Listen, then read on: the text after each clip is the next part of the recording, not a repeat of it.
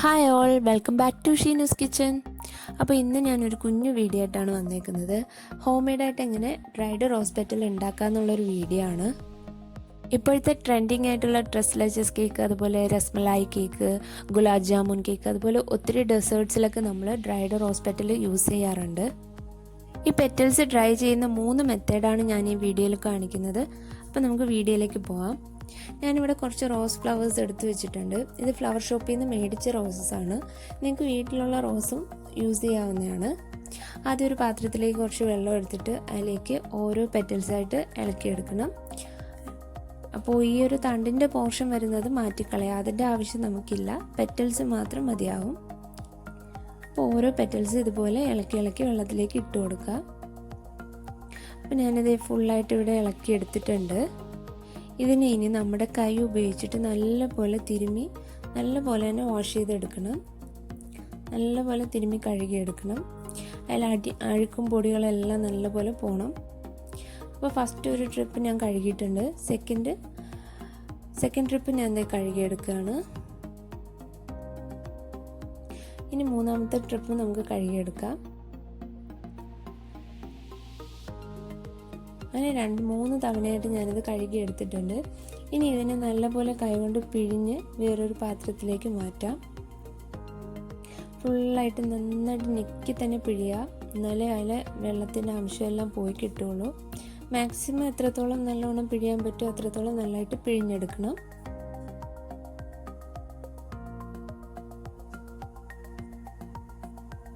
അപ്പം ഇതെല്ലാം ഞാൻ എടുത്തു വെച്ചിട്ടുണ്ട്.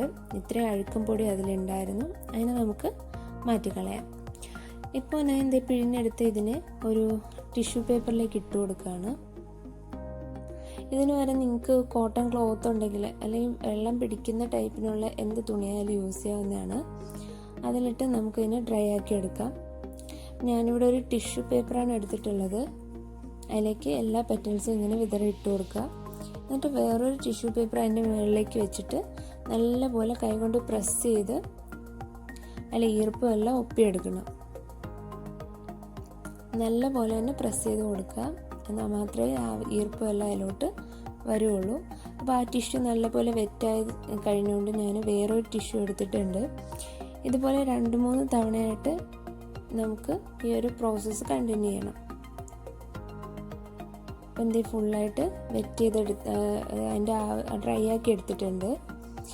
ഇനി ഫസ്റ്റ് മെത്തേഡ് ഞാൻ കാണിക്കുന്നതെന്ന് പറഞ്ഞാൽ സൺലൈറ്റിൽ വെച്ചിട്ട് പെറ്റൽസ് ഡ്രൈ ചെയ്യുന്ന ഒരു മെത്തേഡാണ്. സാധാരണ നമ്മൾ ഒരു പാത്രത്തിൽ കുറച്ച് പെറ്റൽസൊക്കെ ഇട്ടിട്ട് രാവിലെ മുതൽ വൈകിട്ട് വരെ വെയിൽ കിട്ടുന്ന ഒരു ഭാഗത്തേക്ക് വെച്ച് കൊടുക്കുക. അപ്പോൾ നല്ലപോലെ തന്നെ അതൊന്ന് ഡ്രൈ ആയി കിട്ടും. സെക്കൻഡ് മെത്തേഡ് എന്ന് പറയുന്നത് ഓവനിൽ വെച്ചിട്ട് ചെയ്തെടുക്കുന്നതാണ്. നമ്മുടെ ഓവൻ ഒരു 120 ഡിഗ്രിയിൽ 10 മിനിറ്റ് പ്രീഹീറ്റ് ചെയ്യണം. അതിനുശേഷം ഒരു 5-6 മിനിറ്റ് വീണ്ടും ഒന്ന് ചൂടാക്കി എടുക്കുക. അപ്പോഴേക്കും നല്ലപോലെ ഡ്രൈ ആയി കിട്ടും. ഇനി മൂന്നാമത്തെ മെത്തേഡ് സ്റ്റൗ ടോപ്പിൽ ഡ്രൈ ചെയ്തെടുക്കുന്നതാണ്. ഒരു പാന് വെച്ചിട്ട് 10 മിനിറ്റ് ഒന്ന് പ്രീഹീറ്റ് ചെയ്യണം. അതിനുശേഷം ഫ്ലെയിം ഓഫ് ചെയ്തിട്ട് പെറ്റൽസ് ഇട്ട് കൊടുക്കുക. അതിലേക്ക് ഒരു 2 സെക്കൻഡ് വെയിറ്റ് ചെയ്തതിന് ശേഷം വീണ്ടും ഫ്ലെയിം ഒന്ന് ഓൺ ചെയ്തിട്ട് ലോ ഫ്ലെയിമിലിട്ടിട്ട് അതിനൊന്ന് ഇളക്കി കൊടുക്കുക. അപ്പോഴേക്കും നമ്മുടെ പെറ്റൽസ് ഒന്ന് ഡ്രൈ ആയി വരും. ആ ടൈമിലേക്കും ഫ്ലെയിം ഓഫ് ചെയ്ത് കൊടുക്കാം.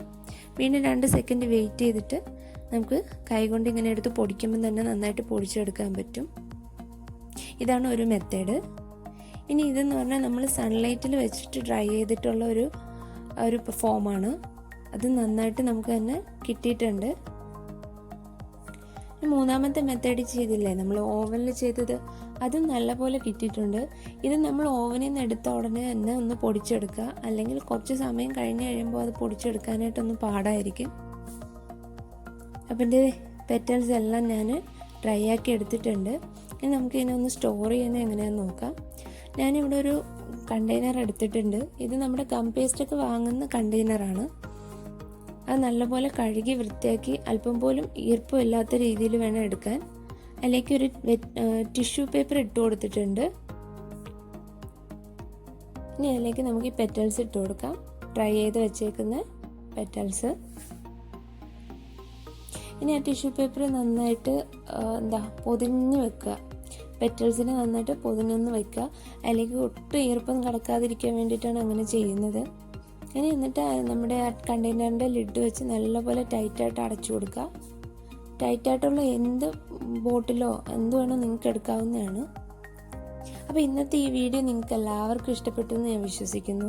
ഇഷ്ടമായെങ്കിൽ ലൈക്ക് ചെയ്യുക, സബ്സ്ക്രൈബ് ചെയ്യുക. അതോടൊപ്പം ഈ ഒരു വീഡിയോ നിങ്ങളുടെ ഫ്രണ്ട്സിനും ഫാമിലിക്കും ഒക്കെ ഷെയർ ചെയ്ത് കൊടുക്കുക.